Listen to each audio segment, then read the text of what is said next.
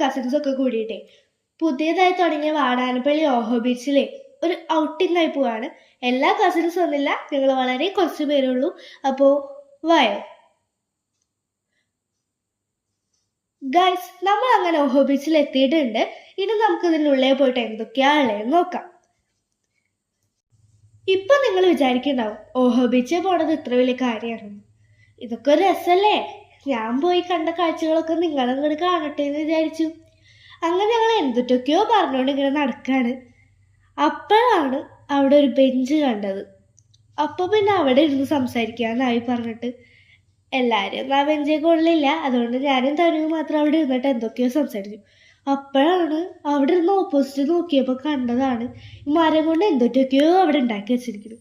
അതിലാകെ എനിക്ക് മനസ്സിലായത് ഒട്ടകം മാത്രമാണ്. വേറെ എന്തൊക്കെ ഉണ്ട് അവിടെ, അതൊന്നും എന്താണെന്ന് എൻ്റെ അടുത്ത് ചോദിക്കരുത്, എനിക്ക് അറിഞ്ഞൂടാ.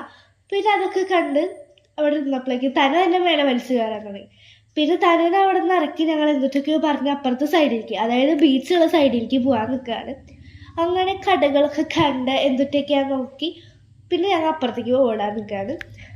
അവിടെ ഓടി ഓടി എത്തിയപ്പോൾ ബ്രിഡ്ജുമ്പോൾ നല്ല ആളും, അതുകൊണ്ട് അവിടെ ഒന്ന് സ്ലോ ആക്കി. എന്നാലും ഞങ്ങൾ ഓടിച്ചാടി കയറി അപ്പുറത്തേക്ക് എത്തി. ഇവർ പതുക്കെ വരുന്നുണ്ടായിരുന്നുള്ളൂ കേട്ടോ, ബാക്കിയുള്ളവർ. അങ്ങനെ പിന്നെ അവിടെ അപ്പുറത്തെ സൈഡിലെത്തിയപ്പോഴേക്കും തനു പിന്നെ ഓട്ടമായി ചാട്ടായി. ഈ ബീച്ച് എന്ന് വെച്ചാൽ തനുവിന് പ്രാന്താവും കേട്ടോ.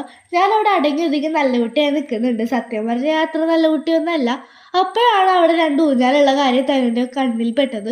പിന്നെ ഊഞ്ഞാലാട്ടിത്താന്ന് പറയാൻ തുടങ്ങി. അപ്പോഴേക്കും ഞാൻ പിന്നെ പോയി ആട്ടി കൊടുത്തു, പാവല്ലേ.